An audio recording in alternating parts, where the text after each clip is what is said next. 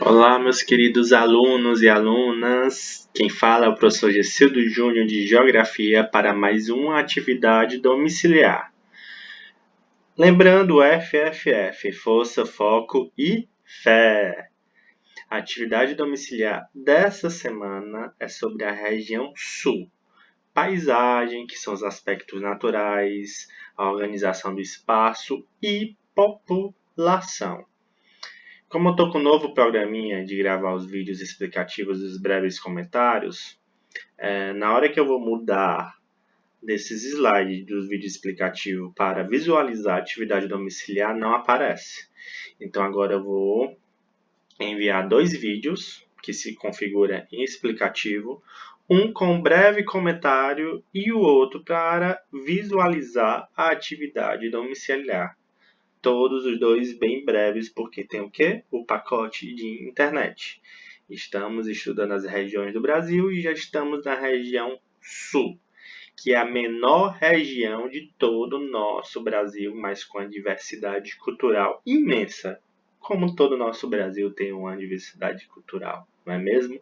Um país de dimensões continentais e é formado por 3 estados, somente 3 estados. Paraná, o estado do Paraná, com sua capital Curitiba.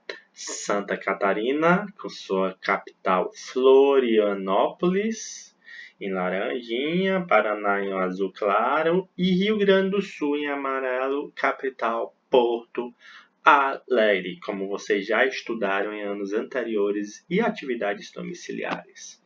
Bora prosseguir.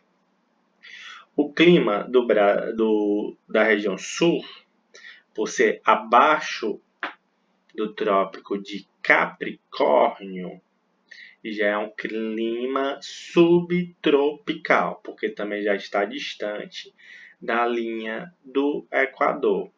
Um clima também com características temperado, que é o quê? Clima mais ameno, clima mais frio, né? Em uma zona já temperadas. Invernos frios, verão quentes. Os verões costumam ser chuvosos e os invernos costumam ser secos, mas chove também no inverno, porém menos do que o verão. E também tem, frente frias, massas de ar polar oriundos da Antártida.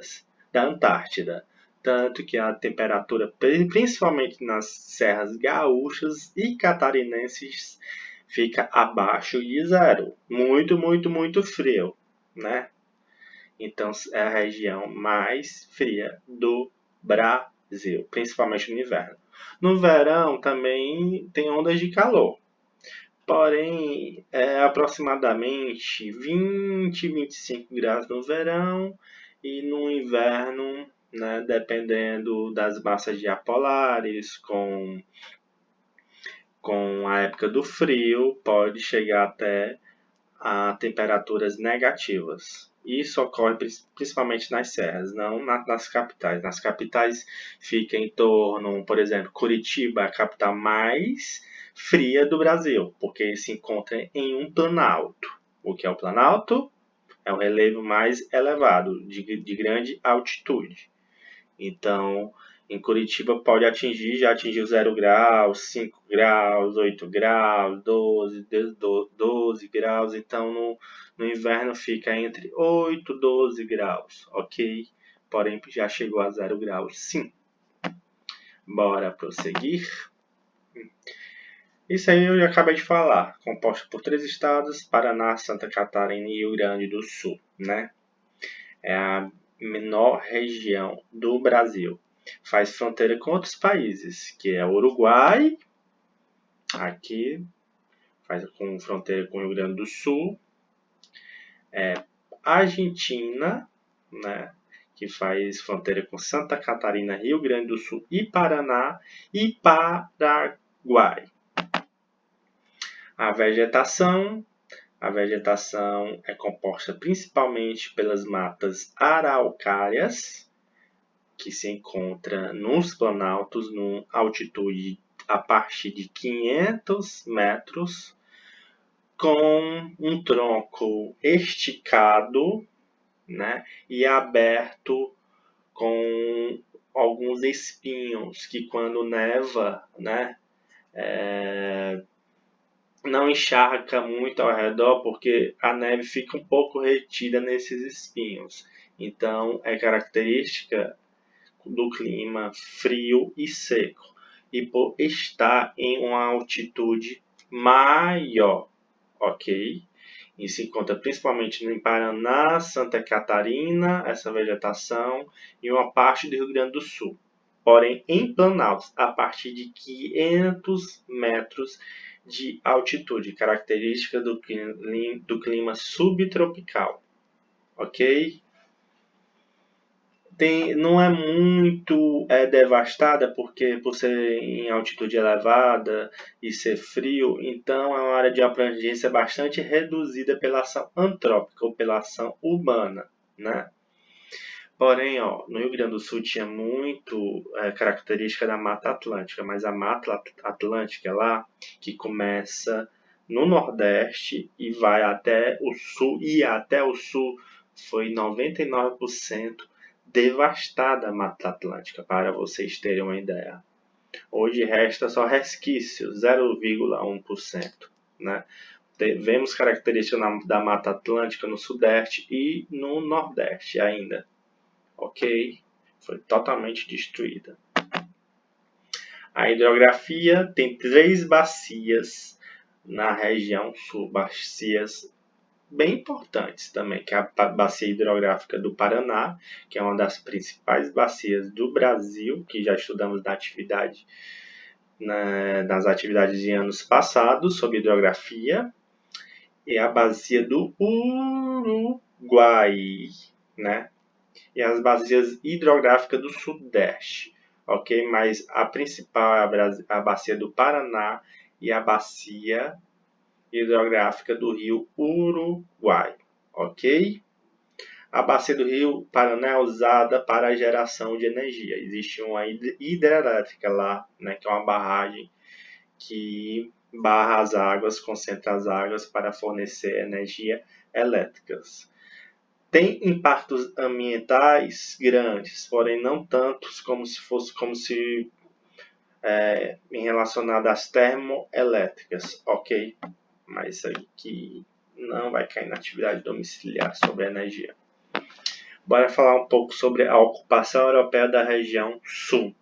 Se iniciou, na verdade, a região sul, no início, não foram achados nenhum minerais, nenhumas pedras preciosas pelos portugueses. Então, eles ficaram mais na região sudeste e nordeste. Nem cana-de-açúcar, que na época era uma mercadoria, né, muito importante e exportadora, né, uma das principais mercadoria mundial de exportação.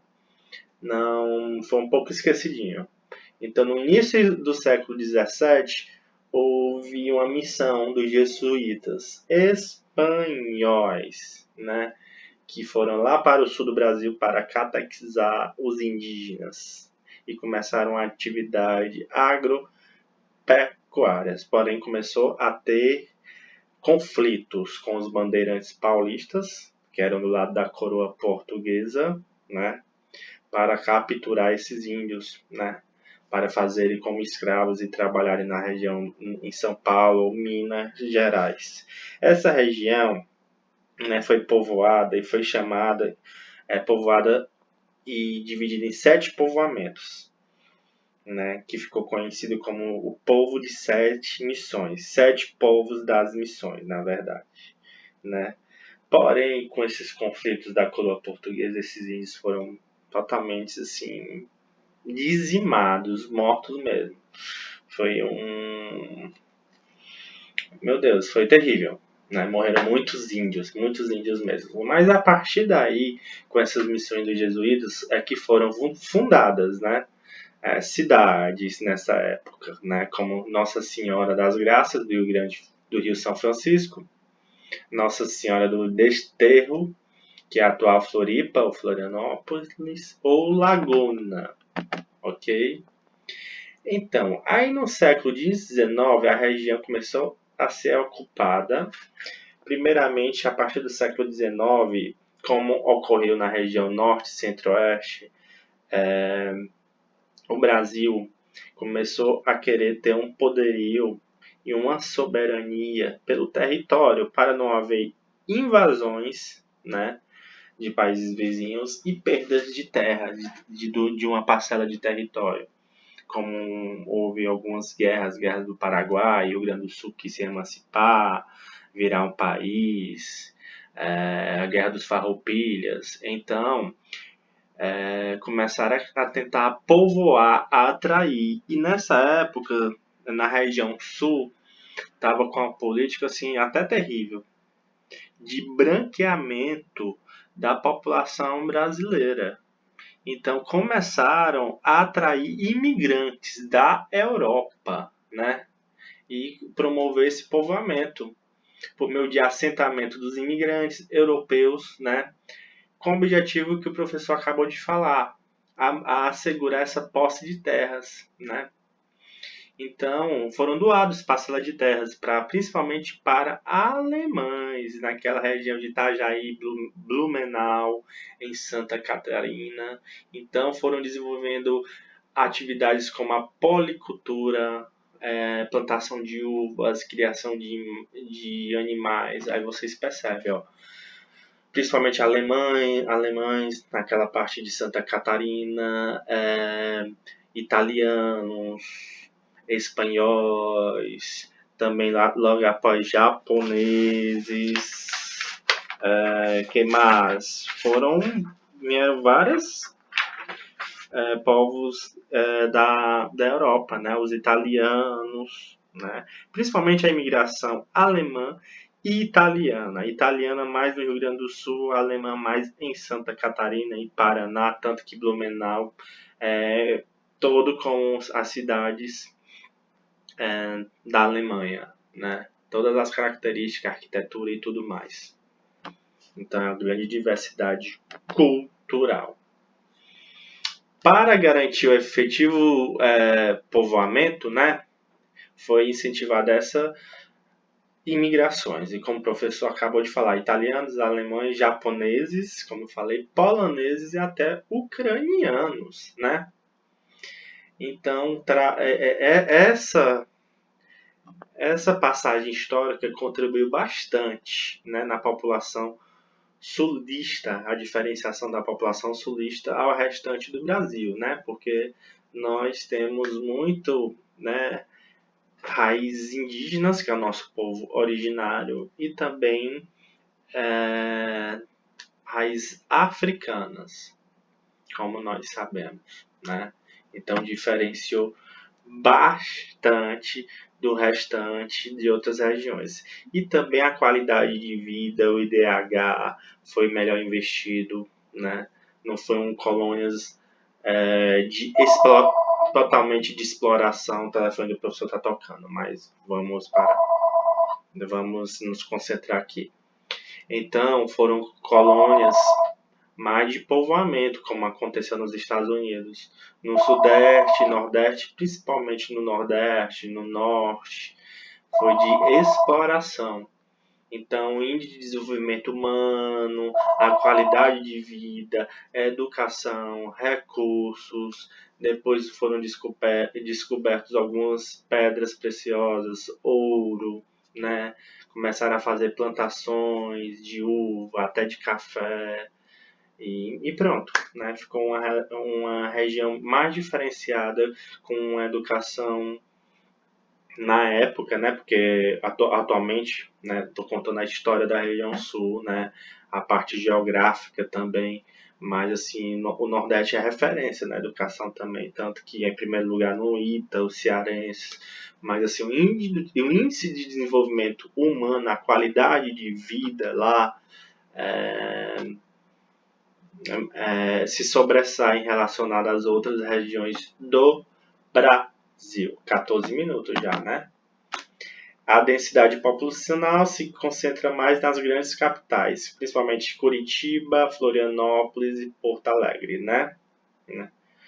E Um indicador social, né, a média do país, existe a urbanização nessas capitais, principalmente em Curitiba e Porto Alegre, né, são as cidades que têm maior população por quilômetro quadrado, e a cidade com maior população em PIB, Joinville é a maior cidade de Santa Catarina, relacionada à população ao PIB, maior do que Floripa, entendeu? Então Joinville é uma cidade, aliás, com muita expressão econômica, né, de densidade demográfica na região, ok?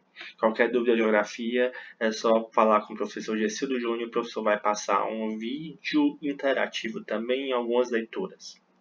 Grande abraço e força, foco e fé!